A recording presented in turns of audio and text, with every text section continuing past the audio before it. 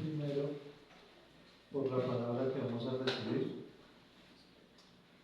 Amado Padre, te damos gracias, Señor, por este tiempo, mi Dios, por el tiempo de tu palabra, Señor, por el tiempo de tu presencia, Señor. Ayúdanos a estar concentrados, ayúdanos a recibir de lo que tú nos has dado, de lo que tú nos vas a dar esta mañana, mi Dios.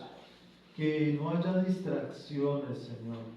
Que yo pueda aplicarlo en mi vida en esta semana, constantemente. Que tu palabra retumbe en mi mente, retumbe en mi corazón, retumbe en mi vida y con los que vivo, Señor. Porque tu palabra es más que una palabra, son vivencias en las cuales yo debo aplicar en mi vida, mi Dios. Te doy gracias por lo que haces, gracias por mis hermanos aquí presentes. Obra en sus vidas, obra en sus retos, en sus dificultades, mi Dios. Que seas tú, Señor, cubriéndolos con tu mano poderosa constantemente. En tu nombre, mi amado Jesús. Amén. Bueno, hay una palabra que siempre yo he escuchado y que me ha inquietado desde hace muchos años. Se encuentra en 2 de Timoteo 2:15. Segunda de Timoteo 2:15 dice: procura con diligencia presentarte ante Dios aprobado, como obrero que no tiene de qué avergonzarse, que usa bien la palabra de verdad. Amén. Procura con diligencia presentarte como un obrero aprobado. Amén. Y esa es una palabra que yo siempre he tenido en mi mente y en mi corazón, porque me reta, ¿sí? Es una palabra de esas palabras que usted escucha una vez y siempre le quedan y le retumba en su vida, en su mente, en su corazón. Yo siempre me he considerado como un buen trabajador, como un buen empleado, ¿sí? Pero lastimosamente, ¿cómo es que dicen? Una son expectativa versus realidad, ¿sí? Yo me considero así, ¿sí? Pero yo veo que en la realidad hay muchas cosas que me hacen falta para ser un trabajador o un obrero excelente. Yo cuando trabajaba, en todos los trabajos que yo he realizado, yo me he dado cuenta de que hay personas más competitivas que yo, que hay personas más excelentes, que hay personas más distinguidas, más capacitadas. Y a mí siempre me ha tocado esforzarme un poco más para dar un nivel de calidad más alto en todo, ¿sí? Cuando yo entré a la universidad, yo entré a estudiar primero inglés y yo pensaba que era bueno en inglés. Me di cuenta que no soy tan bueno. Hay gente que tiene una habilidad, o sea, impresionante, que ya con una clase ya fluye, ¿sí? Pero a mí me tocaba era esforzarme en todo momento para poder llegar a destacar. Y esa es la vida, siempre va a haber alguien mejor que usted para cualquier cosa, ¿sí? Y también van a haber personas peores que usted, ¿sí? Esta palabra, como me ha inquietado tanto, yo la he estudiado y la he estado pues escudriñando. Dice, bueno, les voy a hablar del contexto. El contexto del libro de 2 de Timoteo es que Pablo se encuentra en prisión, ¿sí? Muchas cartas que Pablo realizó las envió desde una casa, desde un hogar, o estaba en prisión domiciliaria, pero estas y bueno, algunas otras exclusivamente ya estaban en prisión y él sabía que se acercaba el tiempo de que iba a morir, o sea, ya les habían dictaminado un juicio y ya lo habían condenado. Le escribe esta carta a su discípulo más amado. Imagínese usted estando en la cárcel, ¿a quién le escribiría usted una carta? pues a su esposa, a sus hijos. Pero Pablo le está escribiendo a un discípulo, le está escribiendo a un discípulo amado, entrañable que tiene en el corazón. Voy a decir buenos días, pero no vayan a mirar atrás porque hacen quedar mal a las personas que llegaron tarde. Buenos días. No me estoy molestando, ustedes saben que es molestar. Entonces, el contexto de segunda de Timoteo, para los que acaban de llegar, el contexto es que Pablo se encuentra en prisión y le escribe una carta a un discípulo amado, una carta en la que le indica que pues se mantenga firme en la obra. Timoteo es una persona joven. Por ser joven generalmente tendemos a cuestionar a ver si que no tiene mucha experiencia, ¿sí? Entonces era joven e inexperto, pero aunque era inexperto en la obra como tal por ser joven, él ya había vivido muchas cosas con Pablo, ¿sí? Y en la misma carta de segunda de Timoteo, Pablo lo expresa. Tú has vivido tantas cosas conmigo que usted ya sabe, más o menos dice. Usted ya sabe cómo son las cosas, ¿sí? Le dice así más o menos a Timoteo. Pero Pablo está muy preocupado por lo que le pueda pasar entonces a Timoteo, por eso escribe una carta con amor. ¿Listo? Timoteo es joven, pero ha vivido varios viajes con Pablo.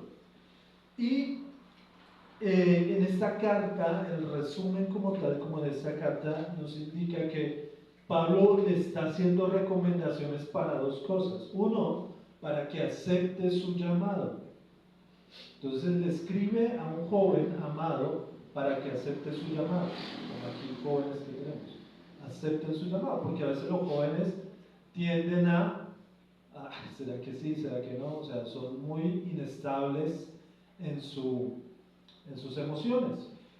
Entonces Pablo le escribe para que acepte su llamado y también le escribe para que se enfrente a maestros corruptos que hay en la iglesia de Éfeso, para que se enfrente a ellos y con la palabra de verdad pueda vencerlos, sí se puede aplicar, pueda vencerlos y pueda consolidar la iglesia que está pastoreando en estos momentos Timoteo, ¿sí? Entonces, yo quiero ver, bueno, en resumen como tal, le dice que sea un obrero, o sea, un trabajador, una persona que trabaja, aprobada, ¿listo? Y esas son las palabras que retoman en mi corazón, por eso las empecé a buscar la definición para que lo entendamos y profundicemos un poquito más en esa palabra. ¿Qué es un obrero? Un obrero es un trabajador, bueno, según la definición de la Real Academia de la Lengua, dice que es un trabajador manual que realiza su trabajo a cambio de un salario. ¿Sí? Eso es un obrero. También que son trabajadores que asumen diversas tareas de apoyo. Son personas que realizan una obra, ofrecen su fuerza laboral a cambio de una recompensa monetaria. ¿Listo? Entonces, ¿qué vemos que es un obrero? Una persona que trabaja, que se esfuerza, que asume unas responsabilidades por cambio de qué? De un salario. Y la misma palabra lo dice. El obrero es digno de su salario. ¿Sí? Entonces, ofrecen algo y asumen responsabilidades para ejecutar una obra a cambio de un salario. Ese es un obrero como tal. Pero usted cuando usted trabaja diariamente, ¿usted lo hace solo por un salario o lo hace por algo más? Por muchas cosas. Por muchas cosas. ¿Cuáles cosas? Por adquirir experiencia, por conseguir logros, por Experiencia, logros, sí. A veces otros, ¿cómo? Se siente uno útil, una realización personal, sí. Y responsabilidades. ¿cómo es que le llaman? Ser responsable. Ser responsable, sí. Hacer lo que le gusta. Hacer lo que le gusta, sí, también. También hacer Pero muchos no hacen lo que les gusta. Muchos trabajan y no les gusta ese trabajo, les toca, ¿cierto? ¿Pero por qué les toca? Necesidad, pero sí, responsabilidades. ¿Por qué? Porque hay algo más grande, hay algo más alto que solo el dinero, las responsabilidades, el amor que uno tiene a su familia o a uno mismo, ¿sí? Hay algo más grande que cubre eso, ¿cierto? Porque uno tiene uno gana dineros para comer, para vestirse, para tener sus cosas, para su casa, su carro, para mantener a su familia, para mantenerse uno mismo, ¿sí? No solamente por ganar dinero, ¿sí? Y ya otras personas que ya que la tienen más clara, que lo hacen con amor y crecer profesionalmente, ¿sí?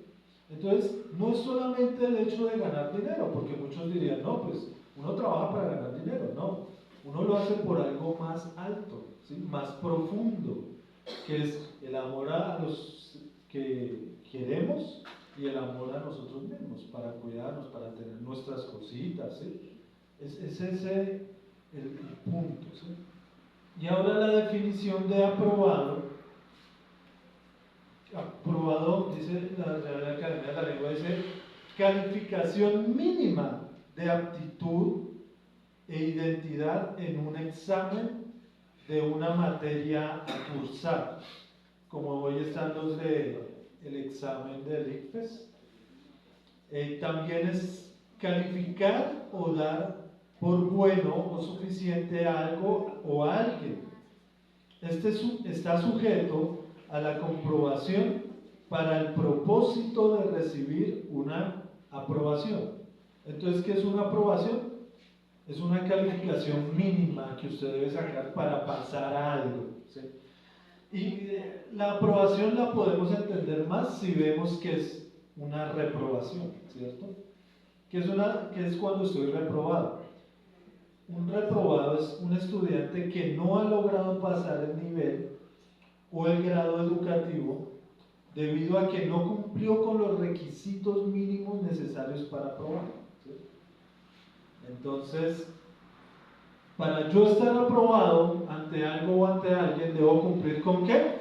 Con los requisitos mínimos para poder graduarme, ¿cierto? O pasar de nivel, ¿cierto? ¿Usted qué cree? ¿Que en sus trabajos a ustedes les hacen exámenes? Usted en todo momento es examinado. El que piense que de pronto se ha librado de los exámenes, no es cierto, porque usted en algún momento va a tener que ser evaluado por la obra o las cosas que ustedes hacen. Ahora vamos a ir al contexto completo de Segunda de Timoteo, porque la palabra de Segunda de Timoteo es muy interesante. Vamos a Segunda de Timoteo 2:2. Vamos a ir ahí. ¿Tienen las Biblias? ¿Sí las trajeron? ¿O los celubiblias?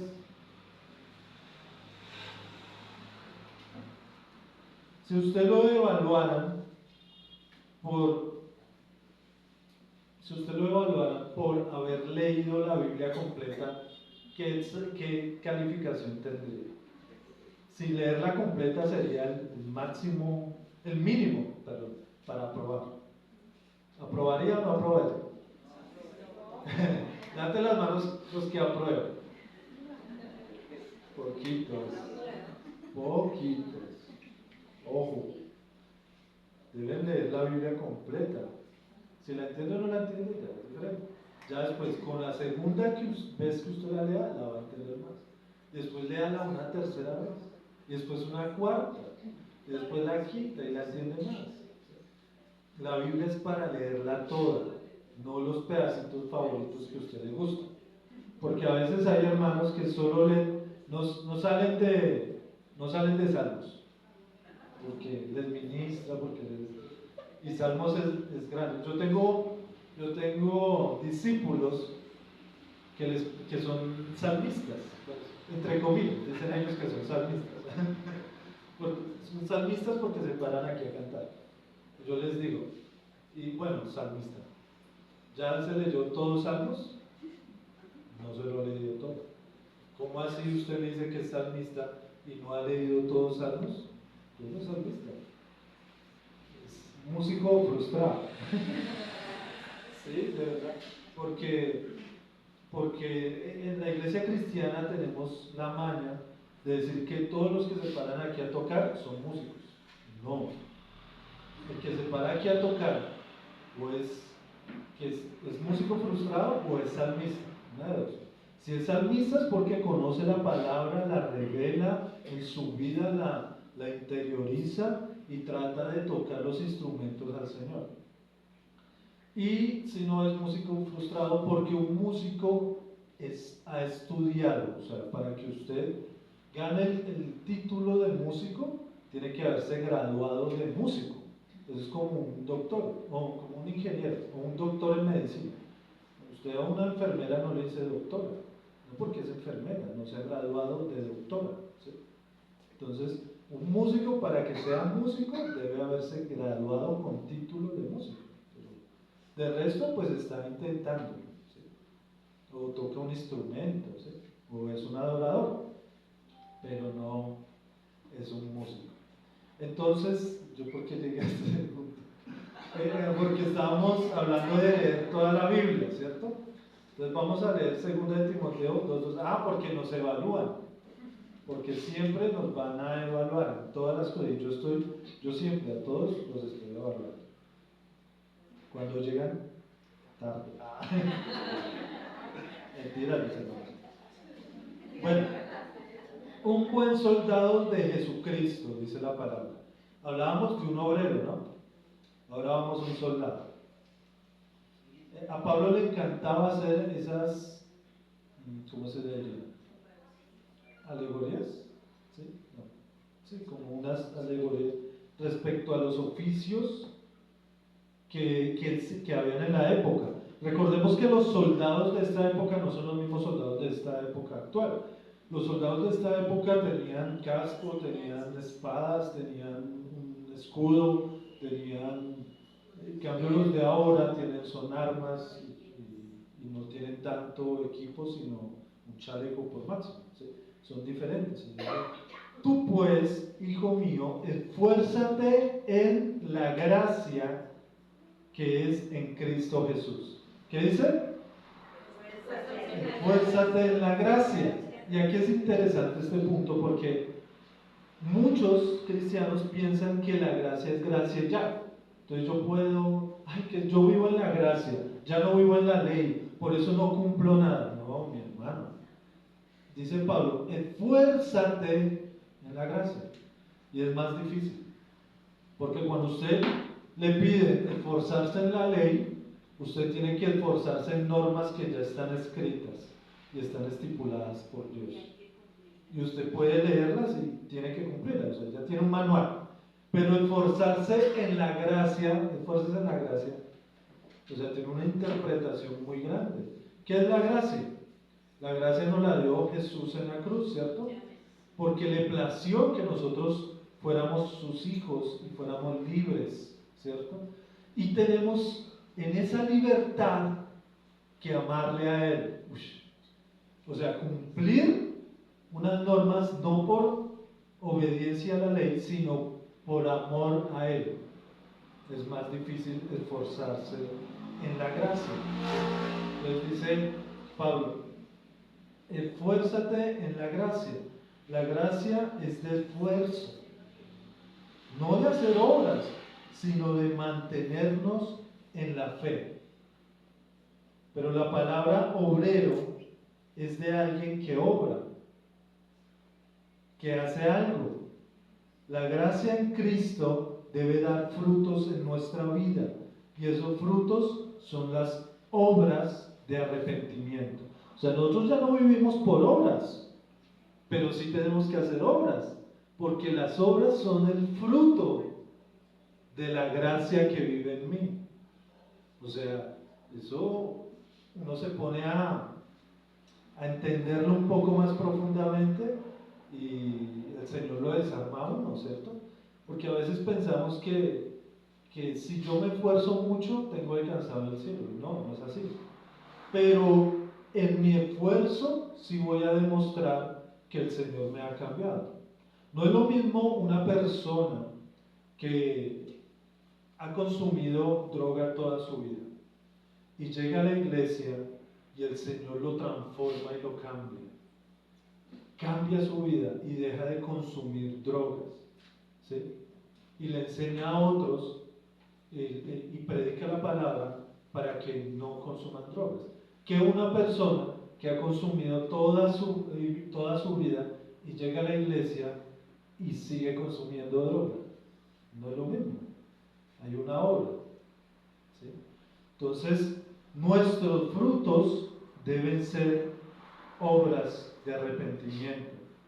El versículo 2 que dice: lo que has oído de mí ante muchos testigos, esto encarga a otros hombres fieles que sean idóneos para enseñar también a otros. ¿Cuántas generaciones vemos ahí? Lo que has oído de mí, o sea, Pablo 1, a muchos testigos, esto encarga a otros hombres, 2, fieles que también sean idóneos para enseñar, 3 generaciones en las cuales que nosotros debemos comunicar o predicar la palabra. ¿Cuánto estamos haciendo en esto? ¿Hasta dónde llega nuestro alcance de predicar la palabra? Versículo 3, o sea, nosotros, como hemos recibido la gracia del Señor, así de gracia que recibimos, de gracia debemos enseñar. Hay algo que muchos, y hablando de los músicos, de pronto pongo un ejemplo que es el más común. Muchos personas que tocan instrumentos hacen, y es que empiezan, como ya saben, aprenden aquí en la iglesia a tocar, empiezan y montan su negocio y empiezan a cobrar por ese negocio, por enseñar. Y yo no digo que sea malo, pero si usted debe por lo menos sacar un tiempo para dar de gracia. No le cobre a todo el mundo, de pronto cobre a los de afuera y eso, pero a los de la iglesia, pues también enséñeles de gracia, así como se recibió, de gracia se da. Las dificultades son, 3, versículo 3. Tú pues sufre penalidades como buen soldado de Jesucristo, ¿sí? Sufre penalidades. Aquí no dice la palabra, tú pues quédate dormido en tu casa y que las bendiciones van a venir no, dice, sufre penalidades. Y es que a veces nosotros como cristianos decimos, Señor, pero si yo te sirvo, yo te amo, yo hago mi devocional juicioso, ¿por qué me llegan estas desgracias a mi vida? ¿Qué dice la palabra? Tú pues sufre penalidades como buen soldado de Jesucristo. Las dificultades son inherentes al cristianismo.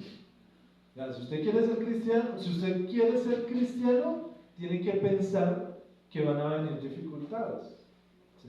Si usted no quiere que su vida no le pase nada y que el cristianismo no es para usted, ¿sí? Porque nuestro mayor ejemplo es Jesús, ¿cierto? Él sufrió. Seguir a Jesús implica tener riesgos y tensiones en nuestras vidas. Yo cuando leía esto, yo decía, riesgos y tensiones.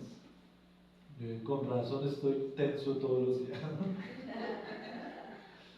Porque uno de cristiano tiene que entender eso. En nuestras vidas van a haber dificultades. Y así no sea cristiano, mi hermano. Si usted está vivo, ya, por eso usted llora de bebé cuando nace. Porque ya tiene riesgos y tensiones, ya automáticamente. Entonces, Si es duro para uno que está en Cristo, imagínense los que están fuera de Cristo. Imagínense la vida que están viviendo. Difícil, complicada. Por eso cuando uno llega a Cristo, el Señor dice, ven a mí porque mi carga es ligera. ¿Sí? Mi carga es ligera. Y sí, uno en Cristo, la carga ya es un poquito más livianita, ¿cierto? Sin Cristo esa carga es ya dura, para mí era dura cuando yo no estaba en el Señor. Amén. Versículo 4. Ninguno que milita se enreda en los negocios de la vida, a fin de agradar a aquel que lo tomó por soldado. A fin de agradar a aquel que nos tomó por soldado. ¿A quién quiere agradar usted? A su jefe, a la persona que le arrienda, a su esposo, a su esposa, o a Jesús. ¿Quién lo tomó a usted? Si usted es cristiano, ¿quién lo tomó? ¿Quién lo sacó? ¿Sí?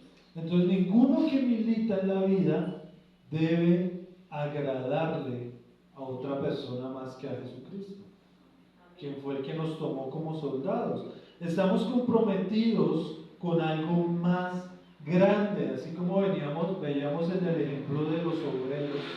¿Sí? ¿Por qué usted trabaja? No solo por dinero. Usted está comprometido con algo más grande, con su esposa, con sus hijos, con su familia, con sus intereses, con sus gustos, con su crecer profesional. Eso es más alto que el dinero que recibimos. El dinero que recibimos lo recibimos y se va. Usted paga deudas. Los primeros 15 días veía un meme que decía un boxeador todo golpeado ahí caído. Le decían, aguanta, aguanta, que hasta ahora vamos el 5 de agosto. ¿Sí? Le faltaba todo un mes. Y dice, ya aquí pagando deudas.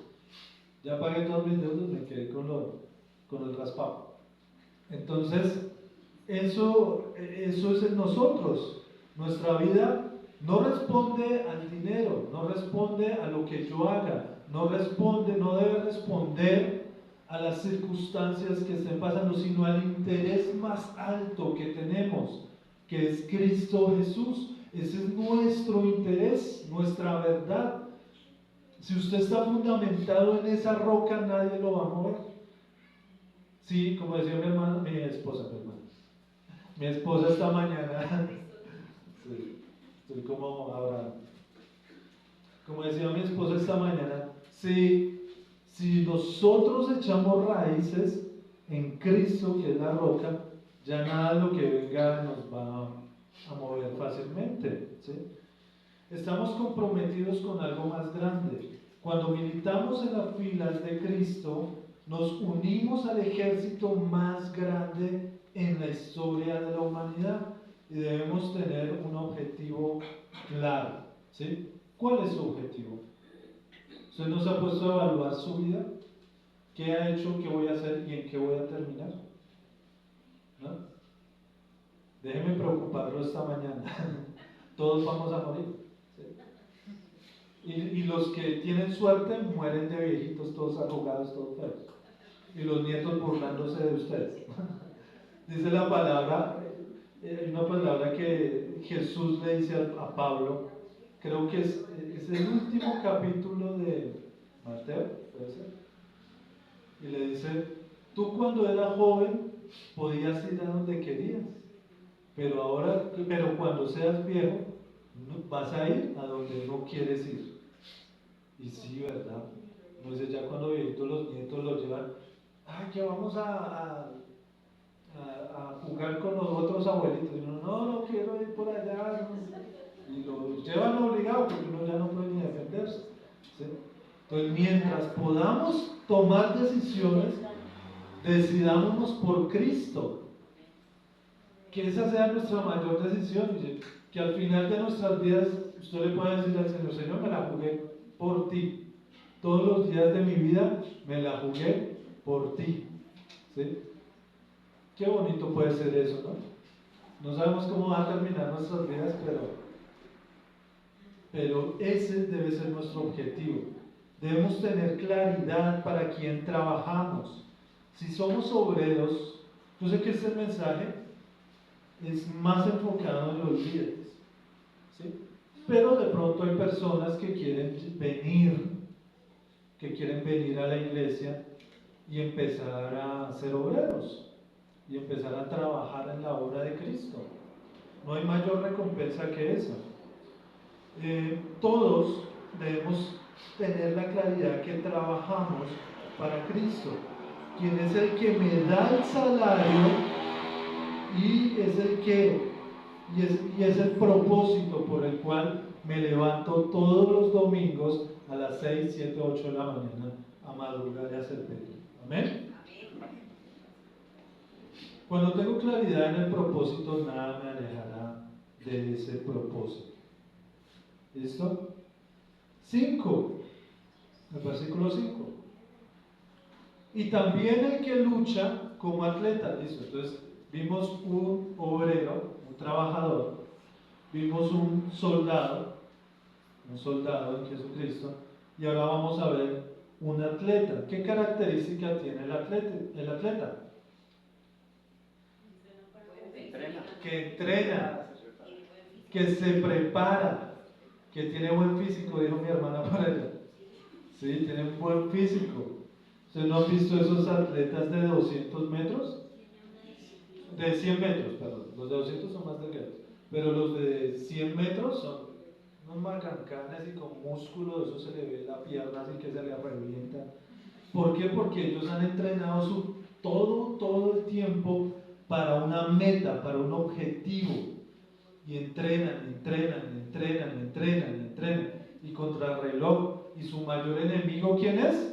Él mismo. Ni siquiera son los con los que va a competir. Es el mismo, porque debe superarse a sí mismo, ¿sí? Un atleta diariamente está entrenando. Yo le digo a mis hermanas que vienen en los ayunos los martes: mis hermanas, estamos en entrenamiento. Esto es un entrenamiento, no se me desanimen.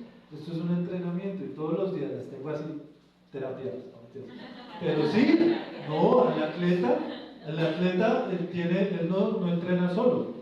El atleta tiene un equipo de entrenamiento, uno que le dice qué comer, otro que le dice cuáles son los ejercicios, y otro que está ahí, diciéndole, hágale, yo sé que usted puede, no, está mal, hágale, ¿sí? ¿Por qué? Porque uno mismo es flojo, uno mismo es flojo, y uno dice, no, pues ya lo hice bien, ya bajé a 6 segundos en 20 metros, bueno, eso es mucho, ¿no? Bueno, los que sepan de eso, creo que el récord de 100 metros planos está en 59, no, creo que está en 56 segundos, ¿sí? Entonces, bueno, ya bajé a 56, ya estoy bien, pero detrás suyo viene otro que ha estado entrenando más y que no afloja, y lo dejó en 55.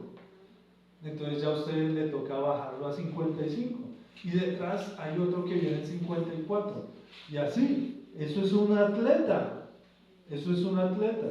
que se prepara diariamente, constantemente, firmemente, incluso en la alimentación se cuida, no sale por las noches. Un atleta no puede salir por las noches a vagabundear. Es que yo no uso casi esa palabra. No trasnocha, se levanta temprano. No tiene novia. ¿A quién puede decir directazo?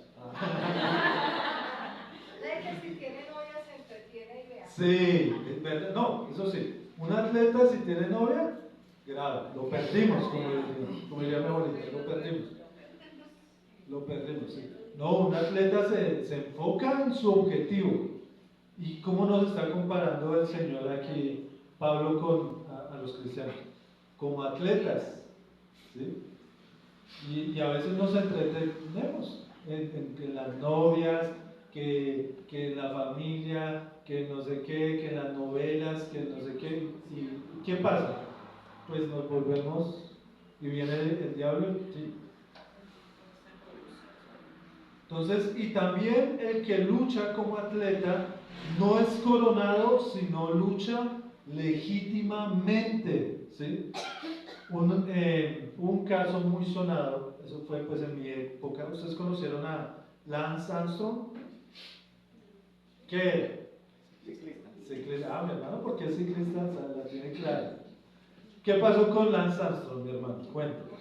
Pues logró muchos triunfos, pero ingiriendo sustancias prohibidas, dopantes. Él era el mejor ciclista de toda la historia, porque tenía títulos, eso mejor dicho, eso, varias marcas de empresas famosas lo patrocinaron, eso era una persona de buena voluntad en la UNICEF, eso era mejor dicho, porque era un atleta y eso en esa bicicleta volaba. Él tuvo cáncer, ¿cierto? Tuvo cáncer de testículos y todo el mundo se preocupó y le hicieron la operación, salió bien del cáncer, logró superarlo, mejor dicho, dijeron, no, Lance Armstrong es el mejor ser humano de la Tierra. ¿Qué pasó? Se dopaba y se le destapó esa olla. Y ya después todo el mundo lo odiaba, las empresas que lo patrocinaron lo demandaron, tuvo que pagar un poco de plata, le quitaron todos los títulos y quedó en la olla. Él todavía está activo, no en el ciclismo, pero sí tiene unos podcasts. Quién sabe qué hablará ahí, porque pues ya no tiene mucha credibilidad, ¿sí? Entonces todas las personas lo van a ver y por esa tachita, ¿qué pasa? No le van a creer. Entonces dice, no es coronado sino lucha legítimamente. Nosotros debemos luchar legítimamente. Como cristianos debemos ser intachables. Lo que pasa es que somos humanos y tenemos muchas tachas. Pero debemos procurar ser intachables. ¿Cómo es usted como cristiano? Es de los cristianos. Yo soy un buen cristiano. Soy un buen cristiano, pero trata mal a la vecina. Yo soy un buen cristiano, pero peleo con mis amigos, peleo con mi familia. Yo soy un buen cristiano, pero no soy cumplido en tiempos. Yo soy un buen cristiano, pero sigo pecando. Yo soy un buen cristiano, pero me echo un cigarrillito de vez en cuando, una cervecita de vez en cuando. Para hacer. Yo soy un buen cristiano, pero, ¿sí? Entonces, legítimamente nos están hablando. Legítimamente, usted como cristiano, usted es la persona más famosa en este barrio. Porque si usted llega a meter la pata en algo, lo ve mal parqueado, ¡ja! Y dice que cristiano. O sea, usted es la más famosa. La fama es de Cristo. O sea, a veces somos alegres porque decimos, ha sacado mi vida del anonimato, como dice la canción. Sí, la sacó del anonimato y lo puso en plena pantalla, así como los del concierto de Coldplay, que estaban allá, ¿sí vieron? Que están en un concierto y el jefe con la empleada allá bien apapuchaditos. Y llegaron y le pusieron la cámara y lo transmitieron a todo el mundo. ¿Qué problema que se le formó? Se arruinaron 2 hogares, los echaron de la empresa, mejor dicho. Y así somos. Estamos ahí como dirían, en la picota pública, como cristianos. Entonces, por eso y por muchas cosas más, nuestro comportamiento debe ser intachable. Intachable. Que no puedan decir nada de nosotros. Que no puedan, no, es que ese cristiano metió las patas, no. Un cristiano legítimo, ¿sí? Todo atleta, bueno, debe luchar o competir legítimamente para que en su conciencia el esfuerzo que realizó sea legítimo. 6. El labrador, ahora vamos con un labrador, ¿sí? Entonces ya Pablo nos comparó como obreros, que viene más adelante, obrero, como soldado, como atleta y ahora como labrador. El labrador, para participar de los frutos, debe trabajar primero, y eso sí es un hecho. ¿Sí? Si usted ha ido al campo o si usted fue del campo, usted sabe que la cosecha no se levanta sola. Usted tiene que esforzarse para que la cosecha se levante bien. ¿Sí? Para poder tener frutos es necesario. Ahora, los hermanos que están acá, que dicen, ay, yo quiero tener frutos. Ahora escuchen lo que ustedes deben hacer. Para poder tener frutos es necesario que haya un esfuerzo. Se debe pensar en qué se va a sembrar. Si usted siembra amargura, va a cosechar amargura. Si usted siembra pecado, va a cosechar pecado. Si usted siembra falta de perdón, va a cosechar falta de perdón. Si usted siembra amor, va a cosechar. Si usted siembra alegría, va a cosechar. Si usted siembra amistad, ¿qué va a cosechar? Amistad. Eso es lógico. Se debe, si siembra dinero, no le va a salir nada porque enterró su plática. Se debe escoger la tierra y comprar un abono. Pues usted debe saber en dónde va a sembrar, ¿sí? Como esa canción, no supe cultivar un amor. Es un vallenato. Yo que siempre tierra mal, no supe sembrar. Mi viejo hombre católico. Fuera viejo hombre. Y debe comprar abono, ¿cierto? Porque solamente usted echando en la tierra no. Debe trabajar la tierra con abono, ¿sí? Entonces, ahí ya es un esfuerzo que usted está haciendo. Se debe romper la tierra y revolcarla. Eso me lo enseñó me enseñaron que para poder sembrar hay que revolcar toda la tierra para que empiece a respirar la tierra, porque la tierra está tapada. En las matricas también se le hace eso. Luego se pone una semilla. Bueno, entonces en el ejemplo aquí de cristianos, cuando usted revuelca la tierra, es porque usted debe sacar todas las cosas malas que hay en usted. Debe haber un cambio, un revolcón en su vida. ¿Sí? Luego se pone la semilla. Entonces se pone aquella cosa especial que usted va a sembrar. Y se debe esperar pacientemente. Para los hermanos que dicen, no, pero es que yo oro y no, nada.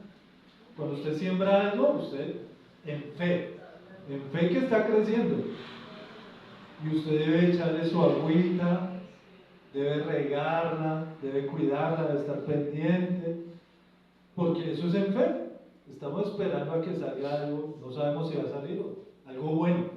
No, pues es que yo ya he hablado con él y él no quiere y no quiere. Espere, mi hermano, espere que la palabra que usted le dio sea produciendo algo.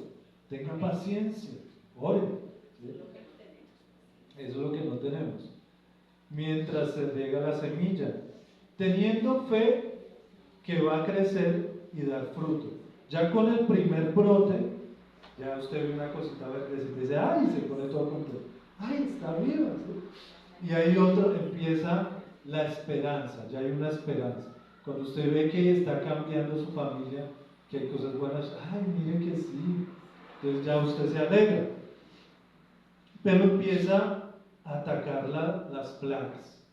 Entonces, primero era cómo sembrarla, cómo crecer, y ya empieza después las plagas, que vienen hormiguitas, que vienen, bueno, un poco de bichos que atacan. Y usted debe cuidarlo aún más. O sea, el trabajo no se acaba apenas sale el brote. El trabajo continúa. Usted debe seguir cuidándolo. Ya cuando está más grande, es cuestión de tiempo para que dé fruto. ¿Sí? ¿Y el fruto qué es? La representación de que se hizo un buen trabajo. Ya cuando usted le ve el frutico y dice, ay, mire, usted hizo un buen trabajo, debe sentirse orgulloso Y ese fruto también es la continuidad de la vida de la planta, porque dentro del fruto hay otras semillitas, las cuales usted puede sembrar y puede dar más vida, ¿sí? Entonces, como dice aquí en la palabra, el labrador para participar de los frutos debe trabajar primero, y es un trabajo constante, arduo, ¿sí? En el cual usted debe demostrar de qué está hecho. Por eso es que muchos cristianos se van, porque no ven el fruto y se les acaba la fe y se van para el mundo. 7. Considera lo que te digo y el Señor te dé entendimiento. Acuérdate de Jesucristo, del linaje de David, resucitado de los muertos conforme a mi evangelio, en el cual sufro penalidades, hasta prisiones a modo de malhechor, mas la palabra de Dios no está presa. Por tanto, todo lo soporto por amor de los escogidos, para que ellos también obtengan la salvación que es en Cristo Jesús con gloria eterna. Amén. Un aplauso para el Señor con esta palabra.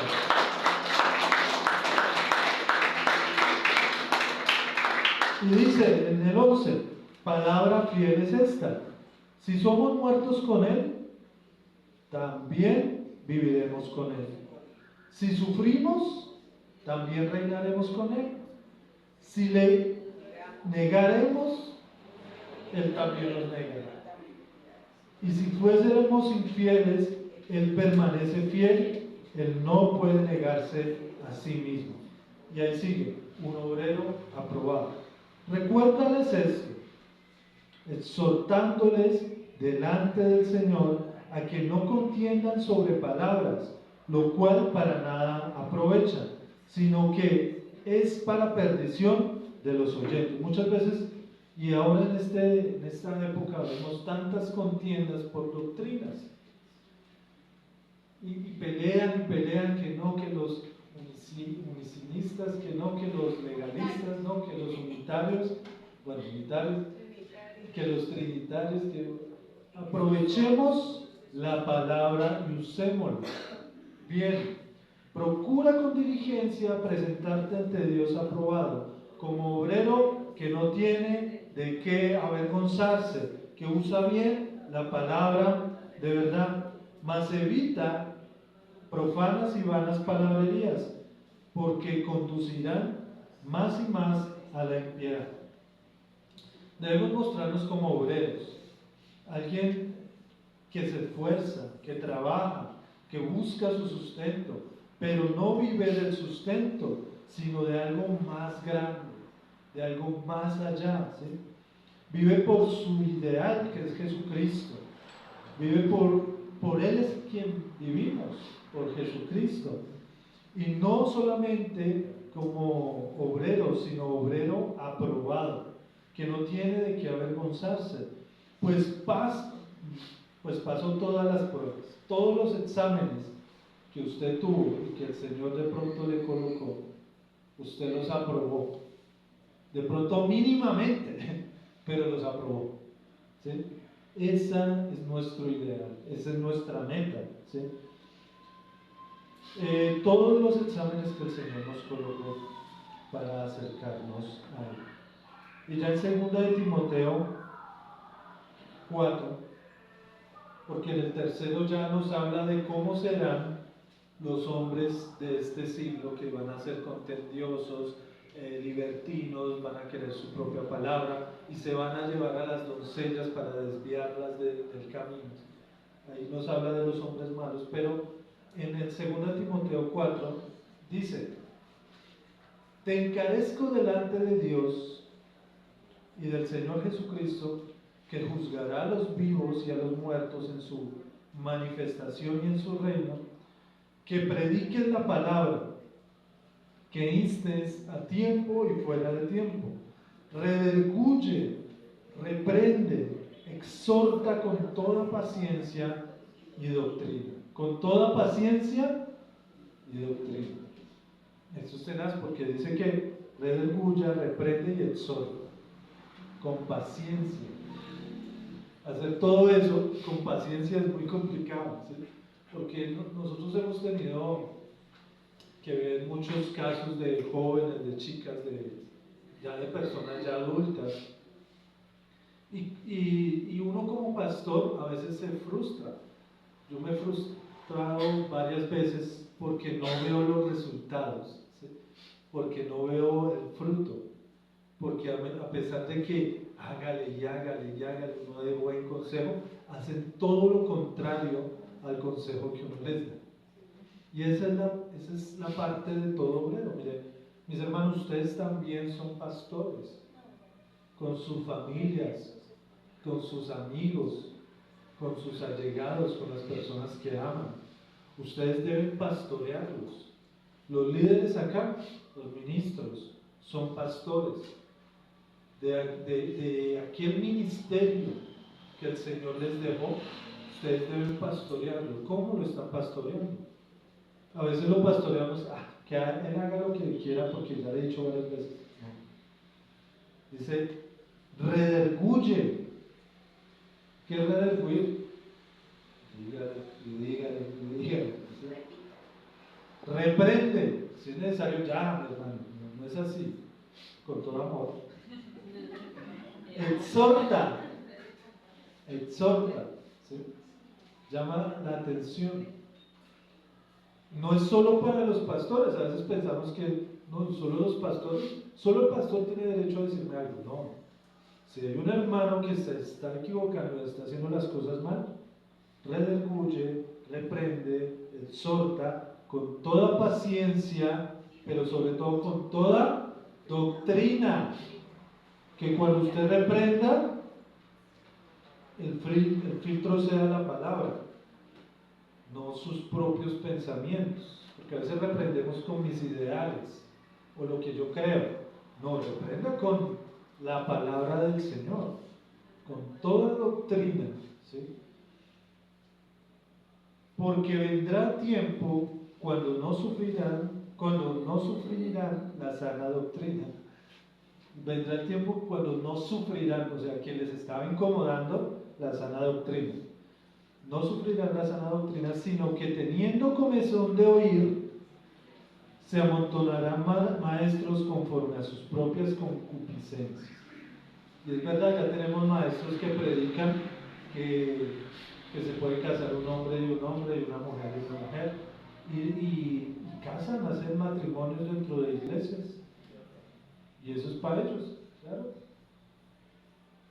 Y apartarán de la verdad el oído y se volverán a las fábulas. Pero ustedes, son los que están ahí sentados el día de hoy, y allá en la cabina, y los que me están viendo en la transmisión. Tú, sé sobrio en todo, soporta las aflicciones, haz obra evangelística, cumple tu ministerio.